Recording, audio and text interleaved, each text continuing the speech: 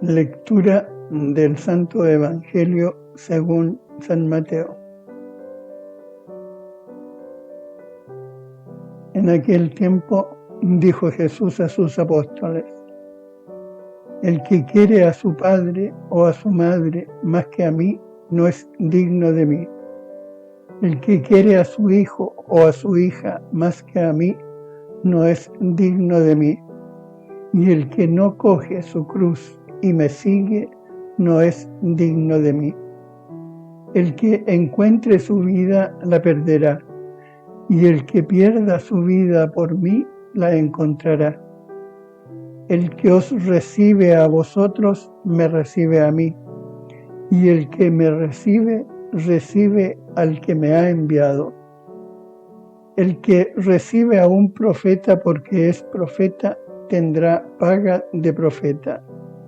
Y el que recibe a un justo porque es justo, tendrá paga de justo.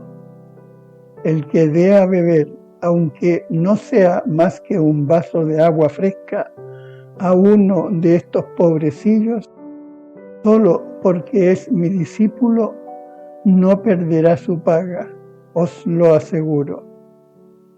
Palabra del Señor. Queridos hermanos,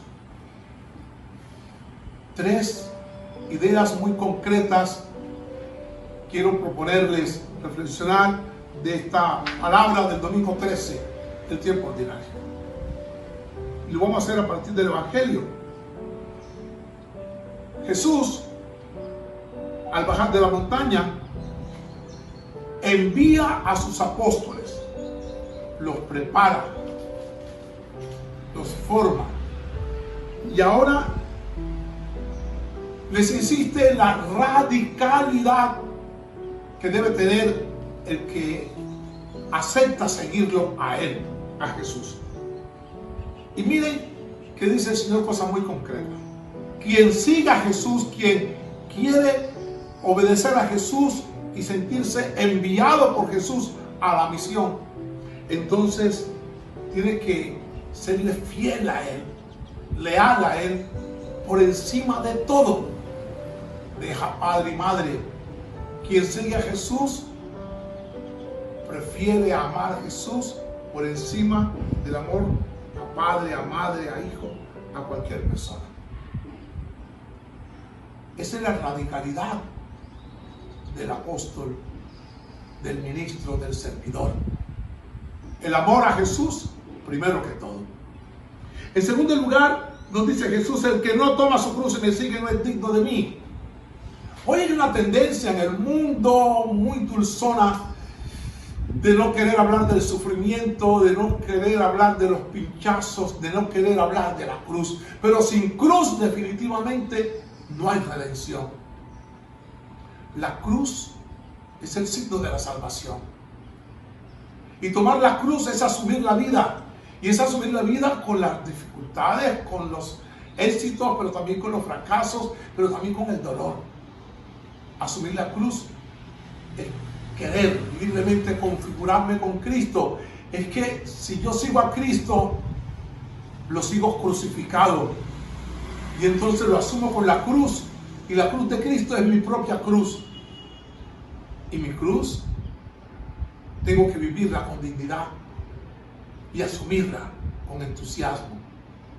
Y en tercer lugar, queridos hermanos, dice el Señor: cuando alguien lo recibe a ustedes, me recibe también a mí. Hay también una tendencia en el mundo a convertir al apóstol, al ministro, al sacerdote en simple funcionario. Yo lo he vivido en 36 años de ministerio, en que mucha gente simplemente ha buscado en mí el que le resuelva dificultades, o me ve simplemente como el que debe realizar unas funciones muchas veces administrativas. Hay quien me ha dicho: yo pagué una misa y me la tienen que hacer, como si la misa se pagara. Mire, y hoy el Señor hace una promesa a ti.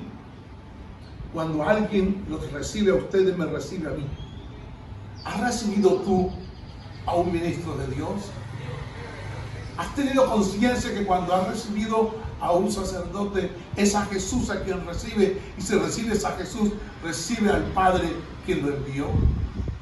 Dice el Señor, el que recibe a uno de ustedes, el que recibe a un profeta, recibirá recompensa de profeta. El que recibe a un justo, recibirá recompensa de justo. El que dé de beber, aunque sea un vaso de agua, no se quedará sin recompensa. ¿Qué has hecho tú por tu pastor, por tu ministro, por tu sacerdote?